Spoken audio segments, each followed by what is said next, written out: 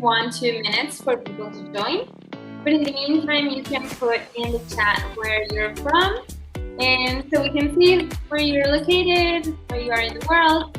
And if you want to do it, you can put it in the chat box, but just make sure that it says everyone instead of just like sending it to the specific people. And we're going to begin in 1 or 2 more minutes.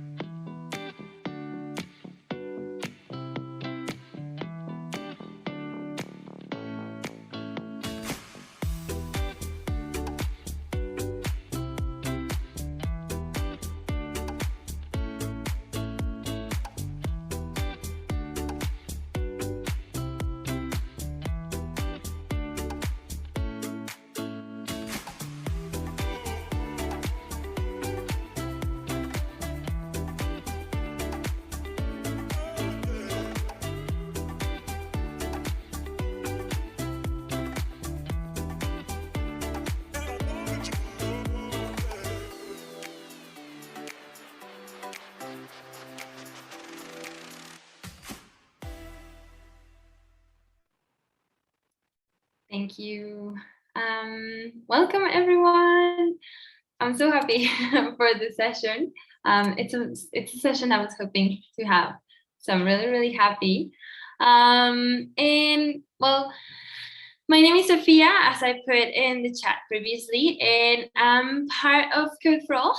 I'm part of the core team, and I just want to say welcome to Code for All's 2021 Summit.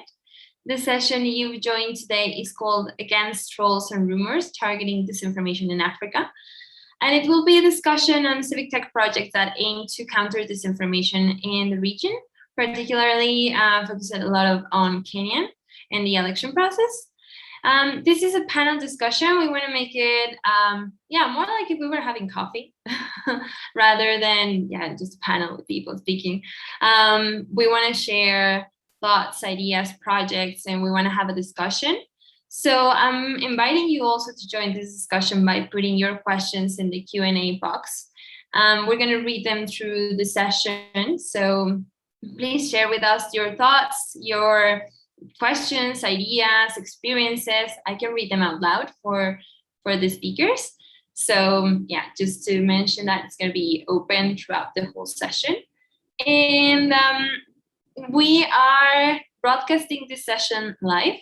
Also, at the end, I'm going to put the link to where you can find the recording of the session afterwards. So if you want to take a look at it, and you want to take a look at the links and the different resources that we're going to share. And I think that would be it as a housekeeping point. I'm going to present our speakers today. Christopher Tuckwood of the Sentinel Project, Allan Cheboi of Code for Africa, and Khalid Schwalbe of the National Democratic Institute. Thank you so much for being with us today and for joining our panel and sharing your experiences with us. So as I mentioned, we're gonna start this conversation, and I think the best way to start this would be to ask each of our panelists to share their projects and organization, where they're from, and their experiences they've had around disinformation in Africa. So I'm going to open the room, and I'm going to pass the ball to Allan. I'm going to go in alphabetic order today. Yeah, thank you, Sophia. So I'm just going to share my screen. Let me know as soon as you can see my screen. Perfect, we see it. Perfect, yeah. So I'm going to present a tool that we are working on called Troll Tracker. And the concept around Troll Tracker is because we've faced a number of difficulties during our disinformation research. And more importantly, when an actor who you're tracking, an actor who has shared disinformation content, ends up deleting the content that you're looking at. Before that, just to introduce where I work, my name is Allan Cheboi, working for Code for Africa. And Code for Africa is one of the largest indigenous network of civic technology organizations with labs in more than 22 African countries and equipped with almost 100 full-time staff, including analysts, technologists, and digital creatives. Our network includes one of the biggest fact-checking organizations in Africa called PesaCheck. I'm part of the team called the iLAB, which is a forensic unit of data analysis and forensic analysis, like more or less research work around forensic data analysis. And the iLAB is also part of the network called the African Network of Centers for Investigative Reporting, the ANCIR network, which is comprised of newsrooms across 22 African countries, investigative newsrooms, that is, and we kind of function together as the iLAB and these newsrooms to investigate different things, including disinformation. We also have a team called Civic Signal, which uses AI and machine learning to track millions of articles from Africa and around the world. And this enables us or helps us in spearheading research into what the media is publishing across the continent. So as I mentioned, the iLAB is part of the ANCIR network, and also it's comprised mainly of forensic researchers and data analysts. And this is mainly because we've seen disinformation growing from the time when we are looking at fake news in the times of misinformation to very complex disinformation networks and influence operations. So the iLAB was created to look at such cases. We also do a lot of transnational organized crime, including cases of money laundering, human trafficking, drug trafficking, and how to use open source to do such kind of research, in general. So just looking at the challenge and what sparked the development of the tool that I'm going to discuss about. So the main challenge that we've seen is that we already have tools to do social network analysis. We already have tools that have access to Twitter, to Facebook data, to YouTube data. But at the end of the day, and also to, of course, the media monitoring tools such as Media Cloud, Civic Signal, Primer AI, that gives you access to millions of articles that have been published online. But now, one clear thing that we realized is that whenever on Twitter specifically, whenever there is someone that you're interested in as a researcher or as an investigator, and you want to track the posts from this particular individual, one clear scenario that we've seen happening around the world is that these people end up deleting their content, or platforms end up taking action on such kind of actors. And that means that the investigation that as a researcher or an investigator, the investigation that you're looking at the end of the day, you lose a lot of content that will be relevant for your investigation. So one of the examples that we've seen for this before is in South Africa. And one of the key things we realized is that some of the disinformation peddlers, and one of the prominent hashtags that was recently trending in the country, hashtag put South Africans first. It was one of the very big xenophobic hashtags. And the person who actually started this particular hashtag ended up deleting some of the tweets that he had published. And what that means is that as an investigator, you're not able to attribute that piece of content, or you're not able to attribute where this particular hashtag started. So that was a really clear loophole that we saw as part of the investigative team. And we decided to work with Code for All to try and develop a solution around this. Another example we saw, and this is one of the kind of international perspectives on it, is on the Stop the Steal hashtag in 2020 during the elections in the US. The person who actually started the hashtag itself ended up deleting the original tweets. And that means that we lost a lot of evidence that we would have used to kind of say, this is the person, or attribute the start of that campaign to a particular individual. So that is one of the other examples that we realized. So what is the tool all about? So what we are doing is that we are creating a tool called Troll Tracker, and it will be used as an open source forensic toolkit as part of the disinformation toolkits that researchers across the world use to track sock puppet accounts, to track trolling accounts, to track conversations, so that you don't end up losing a lot of evidence that you're looking at.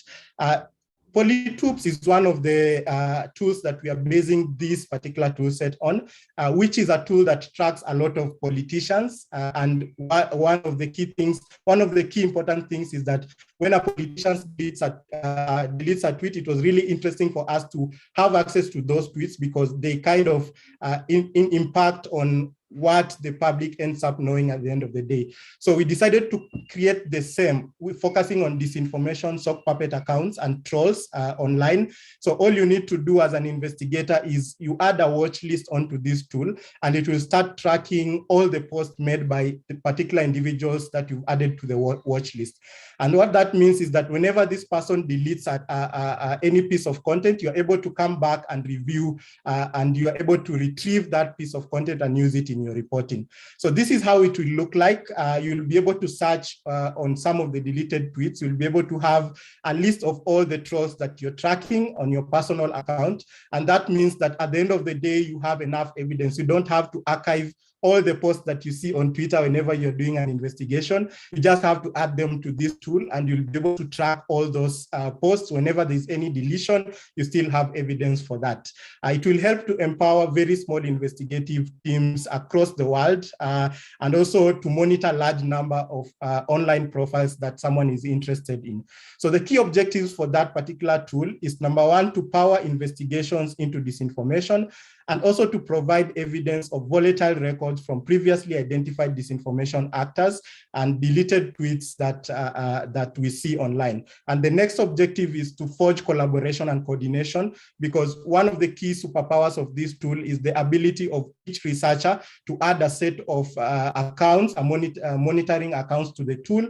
And that enables us to create a diverse and a very huge collection of sock puppets that are operating across the world. So we are able to monitor all the other sock puppets that operate in other jurisdictions, and you're able to use that information in your own reporting. So yeah, that's basically it, what we are working on with Code for All. And yeah, I'm hoping to see additional questions on this and any other disinformation context. Back to you, Sophia. Thank you, Allan. Thank you so much. Super, super interesting. And I'm going to pass it over to Chris before we, and then Kelly before we jump into more questions.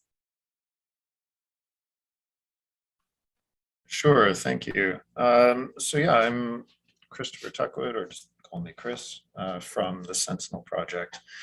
And to give you a brief idea of what the Sentinel Project does, and then to look specifically at our work along the lines of dealing with rumors and misinformation.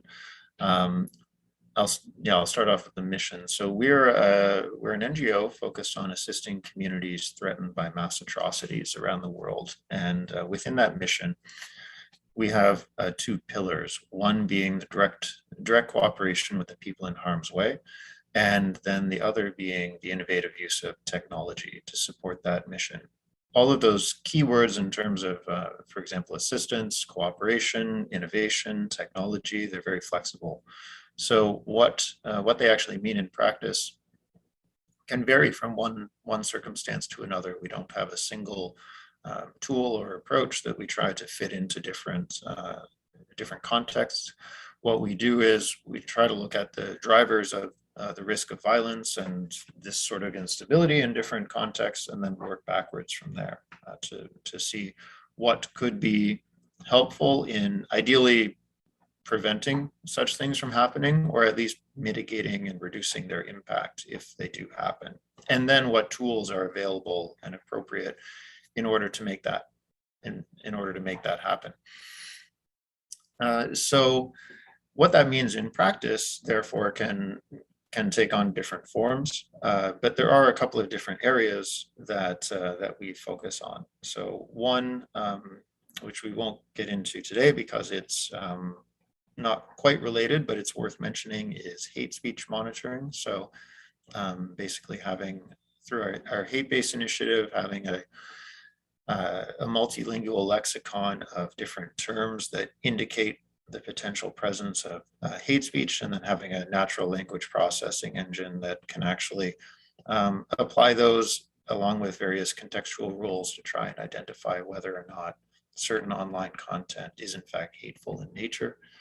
And then the other big area, which I will elaborate on today, is what we call misinformation management. And before I explain more in terms of what that means from our perspective, I'd just like to highlight that, one, I'm going to keep my comments as brief as possible to give room for more discussion, and two, on a related note, that we really do look forward to, or I really look forward to discussion.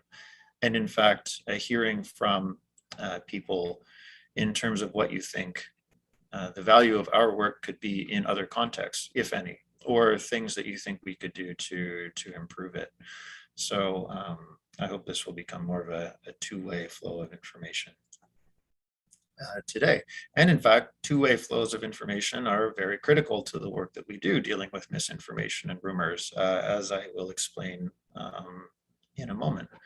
So the reason why we look at this as being so important is that in a lot of different contexts around the world, we see that among many other factors that can drive instability, conflict, violence, persecution of certain groups and so on, very often rumors, misinformation, which includes disinformation, so deliberately created false information that someone is using to manipulate maybe a certain group of people, a certain audience. All of those things play a really significant role. And actually, to give an illustrative example, the very first place that we started doing this work on a fairly localized level was in a part of Kenya called Tana Delta, where back in 2012 and early 2013, there was a series of massacres between the two main tribes in the area. And when we did our own, sort of investigation into why that had happened and how it had happened, it became very clear that in addition to all of the other factors like tribalism, local politics, conflicts over land use and access to water and so on, there was this element of rumors. People were living in a very uncertain and information deprived environment, but they were hearing things like, a health worker from a rival community had tried to inject poison rather than vaccines into their children. Or that a rival community had received arms shipments to attack them or poison their water supply, or was currently attacking another location and so on. And a lot of these things, you can look at from a sort of objective third-party perspective and say, well, those are extremely unlikely, they're probably false. But people didn't necessarily have a way of knowing, of verifying that, what was true and false, even at a very local level. And so these sorts of things contributed to the atmosphere of distrust and fear and hatred that could enable such violence to take place.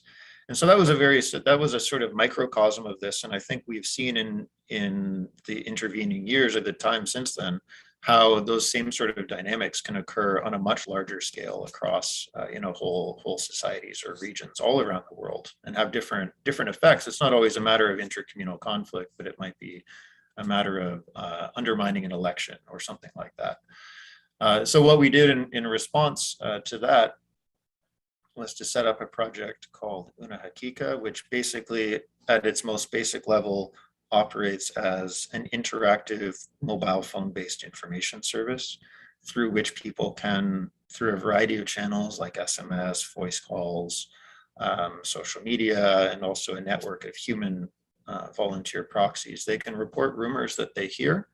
Our team then acts to verify those rumors, conduct investigations, try to find out what's true or false, and then report back to the affected communities, either to individual people or to larger groups in the case of more widespread rumors.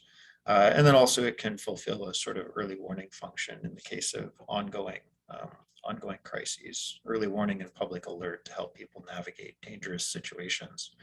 And so the idea behind all of this is that we're providing a responsive and locally sensitive source of information. So we're not sitting back as, let's say, editors or producers in a media sort of context and thinking about what do we think that people need to know, and then broadcasting that in a one-way flow of information. We are, in fact, in the process of responding to these crowdsourced rumor reports. We are, in fact, basically providing information in response to people's own self-identified information needs, and that's really critical for us.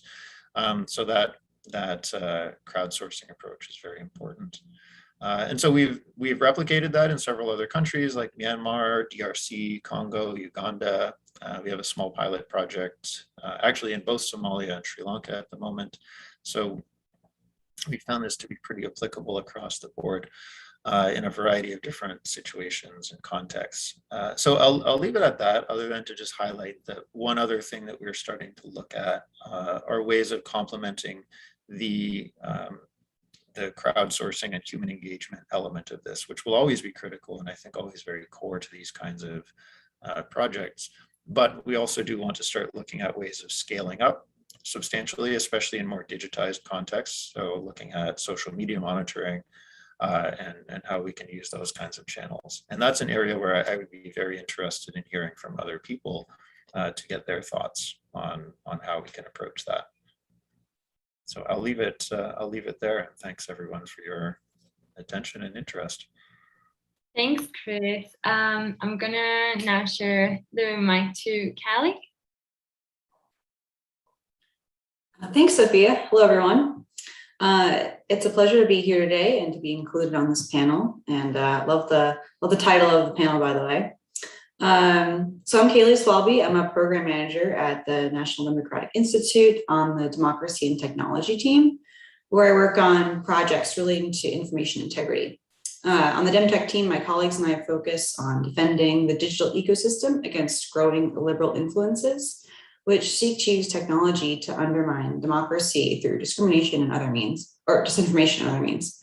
By collaborating with partners, NDI works to ensure that information, technology, and social media play a proactive role in supporting democracy and human rights globally.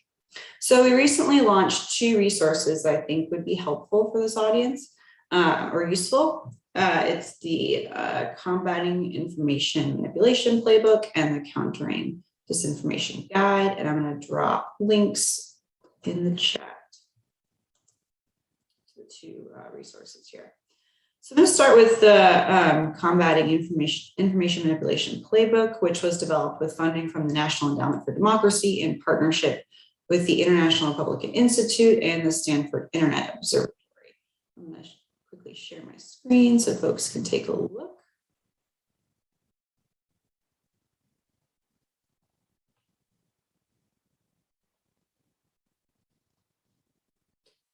Great. Here's the cover. And this is the playbook. So feel free to take a look and follow along. Here's some of the different partners that I mentioned. And here's a little bit about the guide. So efforts to undermine election-related information integrity exist in every corner of the world, which threaten to delegitimize elections, reduce faith in elected governments, polarize societies, and weaken democracies. Combating information manipulation around an election is a new and unfamiliar phenomenon for many countries. Civil society actors, journalists, governments, election management bodies, and other democratic actors often end up scrambling to respond to this issue in the lead up to an election. So this playbook aims to address the challenge by laying out the basics of the problem and the core elements of a response. It also points to trusted resources for those looking to do a deeper dive into a particular type of intervention or threat. And it's organized into 3 main sections: identify, respond, and building resiliency to information manipulation. So these 3 sections empower users to build their knowledge on mapping the information environment, recognize common information manipulation narratives, report to platforms, governments, or election management bodies, develop public awareness campaigns, and improve digital literacy. It also includes 2 case studies from Mexico and Taiwan to illustrate how governments and civil society organizations have responded to information manipulation threats in their countries. And the playbook is also currently being translated into French, Spanish, and Arabic, and we'll be sharing those versions of the guide later this week on our website.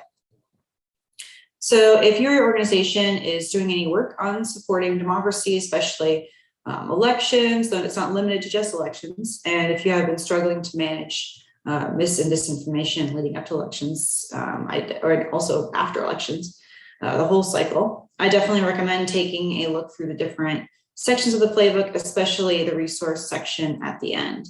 Can folks see when I switch over to this other tab? Okay, great. So this is a link that's shared at the end of the guide, or the playbook, sorry. It's just a Google Doc, but it's a compilation of a lot of different resources that are available to further complement the guide. And so these are some other resources that are worth taking a look. And so the other resource I'd like to share today is the Countering Disinformation Guide, which is an online website guide. And it's an interactive guide funded by USAID through the Consortium for Election and Political Process Strengthening, and was developed in partnership with the International Republican Institute and the International Foundation for Electoral Systems. So this guide was created specifically for practitioners, funders, policymakers, and civil society organizations as a comprehensive resource on mapping both existing challenges and successful solutions for countering disinformation.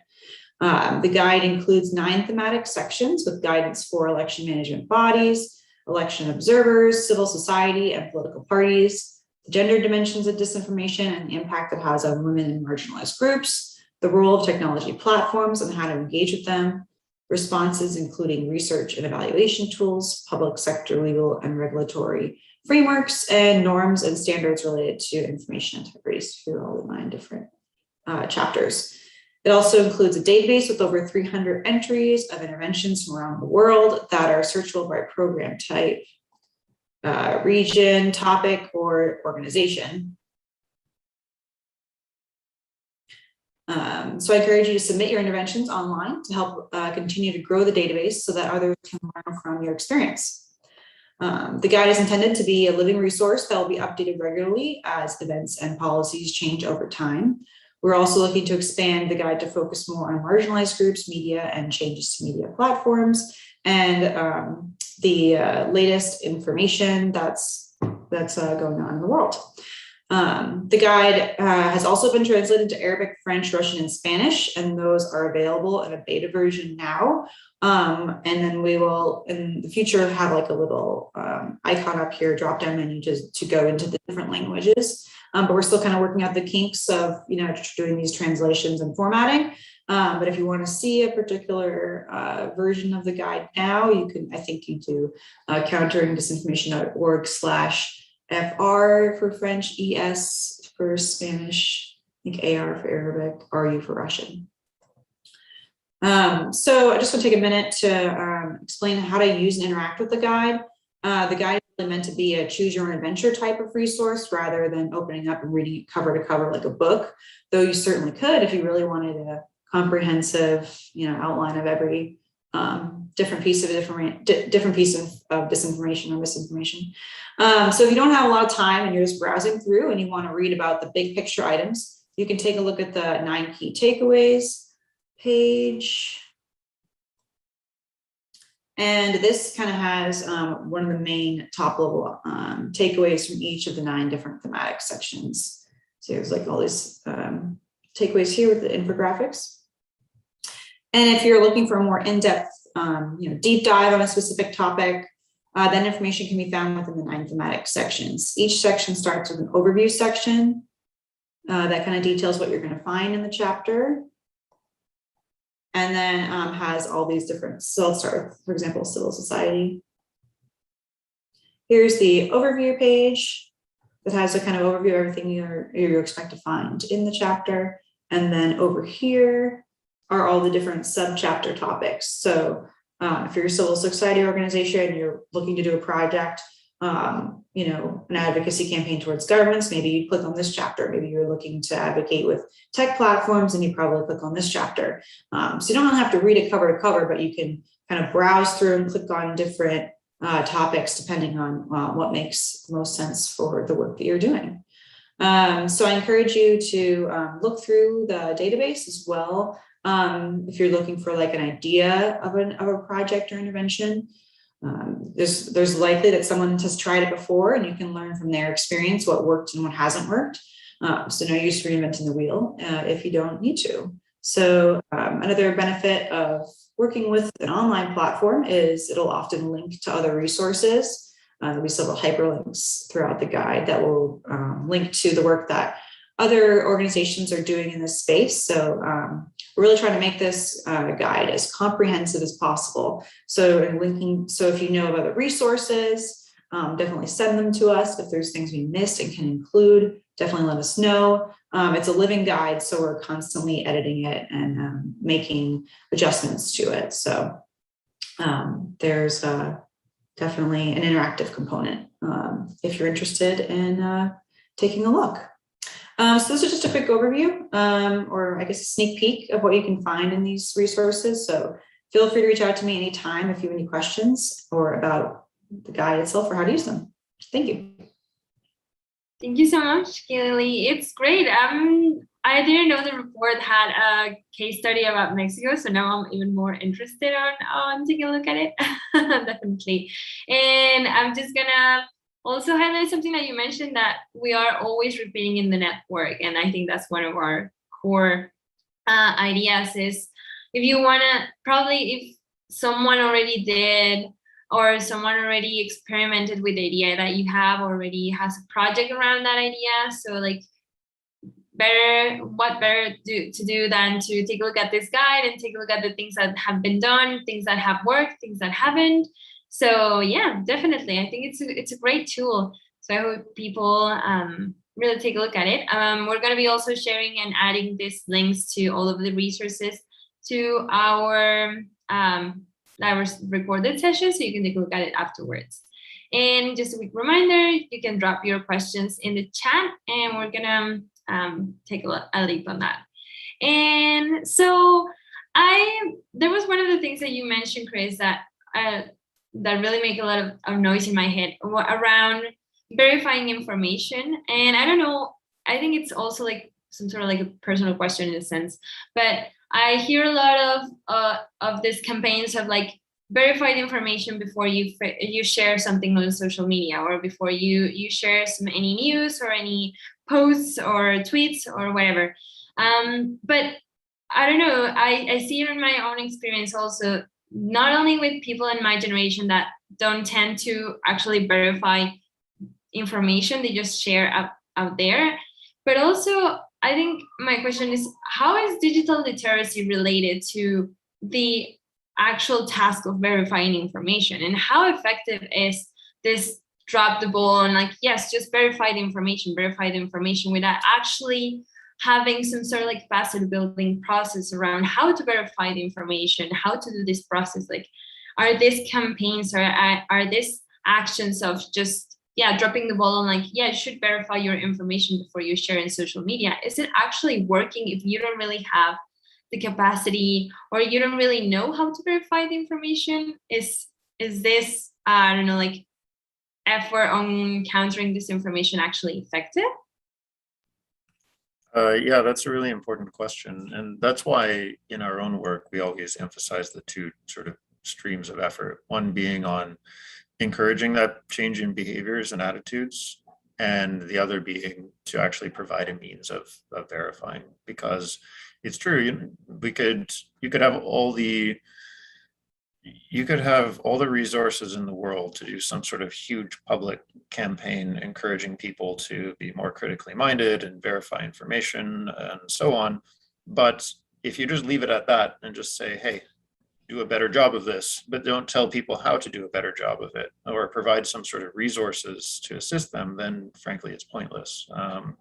So I think it's really important for any effort to have those two elements. And the other thing I would add is that this is something that needs, especially on the behavior change side, this needs to be a long-term effort. I think, without getting into all the sort of challenges around fundraising for this kind of work and that sort of thing, like, a lot of funders and so on tend to be relatively short-sighted in a variety of ways, and I'm sure they have their own reasons for that.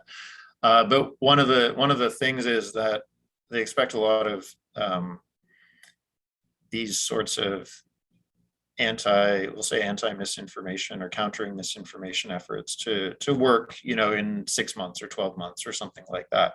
And there are elements of them that can be effective within that period of time, depending on the scale. But really, if we're trying to encourage this kind of change to increase digital literacy or whatever we want to call it, that's something that takes time. It takes time and resources, because it almost is a question of education.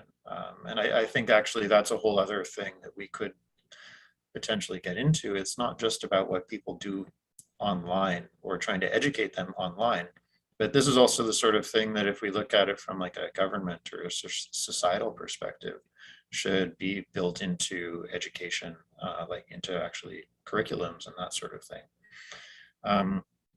So yeah, I don't know if that really answers your question, but that's kind of how we see it. It's really important to do whatever it looks like in practice to have both elements, actually filling in the information gap, or well, one, encouraging people to want to verify things, but then actually helping to fill in that information gap. Definitely, thank you. And it does answer my question. And I think you mentioned a point that's very interesting in this part, on like, we see education as something different and totally unrelated, when I totally agree that it's very related to the topic that we're talking about. If we wanna, it's how we move online, it also reflects how we move offline, right? And how we act offline. So if we want to start like changing our behaviors online, we need to also put in practice a set of like educational processes that usually, in cultural processes that usually take a long time to see actual results. That's right. I don't know. Go. No, I would just reinforce what you said, and I would also highlight, I think it's really important that we keep in mind that this is a human problem. It's not a technological problem. It might be exacerbated by certain technologies or the way that people behave differently online versus offline, but the issue of rumors and misinformation and so on, this didn't just appear 5 or 10 years ago. It's part of human behavior in society, and it has been since time immemorial. And it always will be, frankly. Like, this isn't the sort of thing where we just write a certain bit of code or come up with the right policy and the problem will be solved forever. It's really more a matter of just how we kind of keep up with it and reduce its impacts. But yeah, technology has a role to play, but it's not a technological problem, I would say. So if you could just add to that. Yeah, that's a really important point, Chris. I think that's a really important point to make. And in addition, I think that there'll always be people who are, seeking to spread misinformation, disinformation intentionally to suit their own purposes. But there's always still going to be people who are, want to know the facts, where information integrity is important, where the reputation is about being clear and concise and sharing information and being a go-to trusted source. And just from like the technology standpoint, I want to share this page of the counter disinformation guide that's all about fact checking. And it also has some different interventions that organizations from all over the world have done in this space. So if folks are struggling with like how to get started with this or what tools are available, this might be a helpful place to start. Thanks, Kaylee. Allan, do you have any thoughts on this? Yeah, definitely. So I think one of the key things, and the question that I'll specifically answer is it working? So I think that is a key question because we actually see the evidence of it starting to work. As Chris mentioned, it's something that will take a long time, but at the moment, a lot of resource has been poured into digital literacy in terms of verification of information you see online. And I think at the moment it's starting to work because we also have at PesaCheck what we call a WhatsApp tip line, where we share a number with the public and we tell them, if you see anything that you suspect to be false information, share with us and we'll verify with you. Same thing that I think Chris has highlighted in the other context. And I think it's starting to work because we receive hundreds of messages every single day. And that means that there's someone out there who's seated and looks at some information and says, okay, I suspect this might be false information, so let me share it with PesaCheck for them to verify. So they've not gotten to a stage where they're doing it themselves, but at least we are seeing the interest and kind of the interest of like doing or suspecting some few pieces of information that they meet online. Yeah, thanks. That's great. Yeah, because at the end, like you do have a gap. And what I understand PesaCheck is trying to do is to try to fill that gap and trying to like help the audience, if not verifying the information themselves, because they may not have all the skills or the knowledge on how to do it, but yes, provide a channel and on how to do it. And I think that's great, like filling out that gap and being that bridge. We had a question from one of our attendees. It says, how can we track rumors and disinformation in rural settings? So I'm going to also leave that question open for anyone who wants to take the lead. Yeah, I mean, I certainly have an answer to that because that's kind of has been a big part of what we do, but I don't want to dominate things. So I invite anyone else to speak first if they have thoughts on that question. Probably, if I can probably jump in on that. Just one thing that I think helps a lot when it comes to rural setting is to do surveys, because they don't have a lot of technical knowledge. They don't have smartphones. They have legacy phones, which only has access to SMS and basic communication mechanisms. So they will not be susceptible to like very complex disinformation content. So I think at the end of the day, what we've tried to do is to do actual surveys and to use Sentinels. So we have a team member in country Sentinels. That is a team member on our team that is present in the country and actually goes to the field, asks about some few pieces of information that we've seen online, asking them and verifying that kind of information and telling them that, okay, we suspect this might be disinformation, but at the end of the day, the data collection process and analyzing that kind of information and then using radio stations to actually reach out to those particular individuals, it seems to be the best way working for us when it comes to reaching the people who don't have access to like the internet and people who are in rural areas. Yeah, I mean, that I would say a lot of the same things because that's basically the way that we operate. We emphasize a lot of on-the-ground engagement whenever resources permit. So because we started doing this kind of work in a rural area, it was born out of that. And a lot of the other areas where we've expanded to have been the same. So doing surveys is important, especially because when we're first starting, we want to understand what communication channels people are already using in an area so that we can adjust our approach to suit them rather than the other way around. If we go into, a village where maybe one person has a smartphone and we say, hey, we have a smartphone app for verifying information. We want you guys to use it. That's not going to go very well for us. On the other hand, if we go there first and find out that, oh, most people do have at least basic phones and maybe they use SMS, then that's great because we, have SMS channels. At the same time, if we find out that a lot of people still don't have that, or maybe they have basic phones, but the literacy rate is quite low, so SMS won't work, then we can also add in voice channels. And another thing that's very critical, I think similarly to what Allan described with the Sentinels, very appropriate name, we have our networks of community ambassadors who are basically trained volunteers that act as proxies for people in their communities who can't or don't want to use a technological channel, or maybe are facing a literacy barrier, or maybe are facing also a language barrier.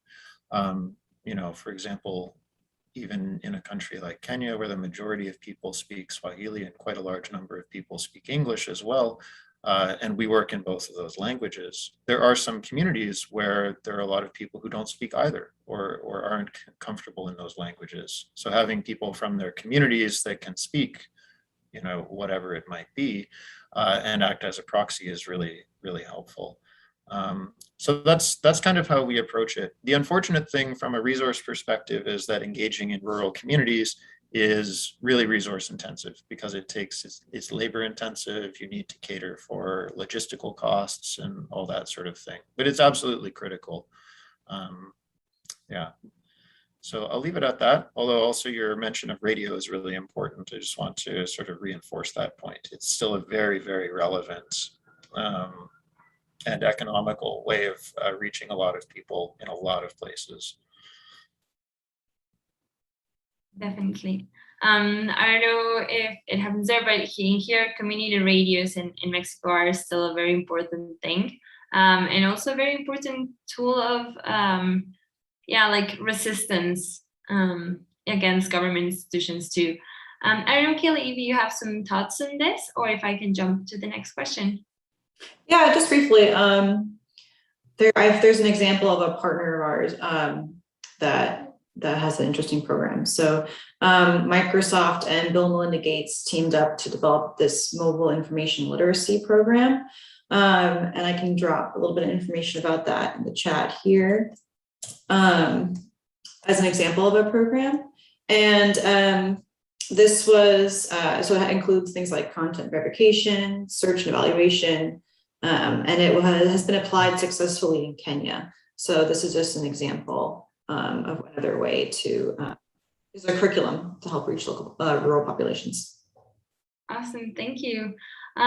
So we have another question, and I have to say that I love when the audience thinks of the same questions that I have thought of. So Kenya will hold a general election in August 2022 that is likely to be contagious. So the question is open for anyone, but it's particularly focused to Chris, but it's open for the rest of the speakers. Do you have any plans for addressing misinformation or disinformation in the lead up to the election? I know what my answer to that is, but as with the last question, I would invite anyone else to speak first if you have thoughts on it.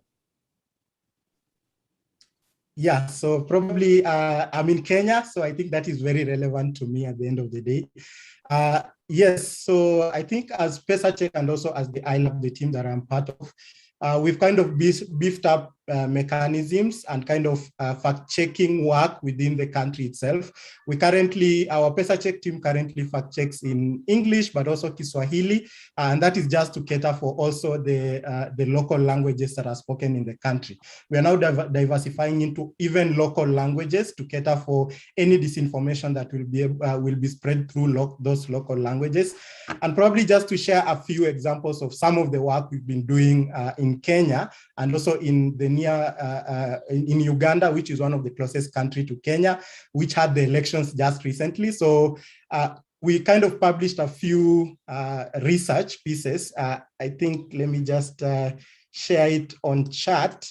So we published a few research pieces into what are some of the trends that we are seeing at the moment. We've seen an increasing use of Twitter to share disinformation. And basically, we've done some bit of social network analysis to understand the complexities on Twitter and also on Facebook and address some of the disinformation narratives that we are seeing online. A lot of it is domestic. We also expect a lot of foreign interference. Luckily, we have a guide from Calais, so I'll be really interested in looking at that. But at the end of the day, looking at also just the conversations online has been really important because we get to see the actors. Just recently, there was a publication on paid influencers being used to share disinformation on different political actors in Kenya. That is really insightful, and I think it's something that we should be on the lookout even in the coming elections. So back to you. Thank you. Yeah, actually, all of that sounds really great, and I think maybe, Allan, we could have a conversation sometime outside of this panel, because our goal, so the 2022 election in Kenya is a very high priority for the Sentinel Project right now. for a variety of reasons. Of course, anyone who is familiar, I think, with Kenyan elections knows that they can be very destabilizing and indeed very violent sometimes. So we are trying to be as proactive as possible since the clock is ticking until the next one, just a little over 10 months. And all of the indicators right now point towards it, as the question indicated, being very contentious.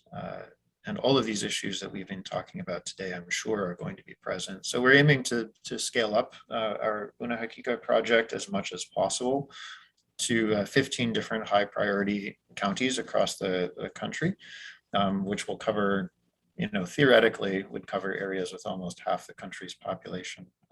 However, that is, as we've been discussing, very resource intensive in a lot of cases. So what we're looking at doing now is, of course, we would always want to work with other partners and stakeholders anyway, but especially considering the short time frame and the resource limitations that we have, we're looking at building a network or a consortium or whatever term you want to use, a group of organizations that are working towards the same goal and have complementary strengths, basically to bring this kind of, whether it's our specific approach or the kind of approach that others are taking, to bring this to as many people across Kenya as possible.